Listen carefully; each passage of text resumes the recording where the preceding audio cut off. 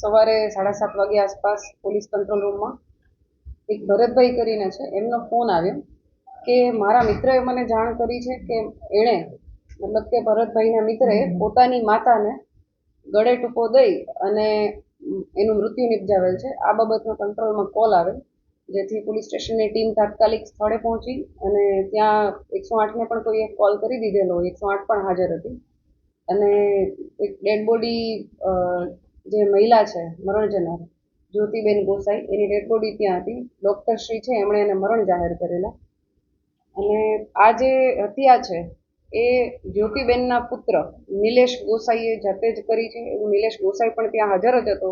એણે જ જણાવેલ કે મેં મારા મધરની હત્યા કરેલી છે। એના મધર છે એ માનસિક બીમાર રહેતા હોય અને નિલેશભાઈ એના ઉપર કંટ્રોલ ના કરી શકતા હોય એના વર્તન પર, એ બાબતે ગુસ્સો કરી અને નિલેશભાઈએ એની માતાનું મૃત્યુ નિપજાવેલ છે। જે નિલેશભાઈ છે એણે બ્લેન્કેટથી એના મધરને ગળું દબાવી અને હત્યા કરેલી છે। એના માતા છે માનસિક રીતે બીમાર છે, ઘણા વર્ષોથી હતા અને છેલ્લા 3-4 વર્ષથી નિલેશભાઈ અને એના માતા બંને સાથે રહેતા હતા અને એ દરમિયાન એની દવા પણ ચાલુ હતી।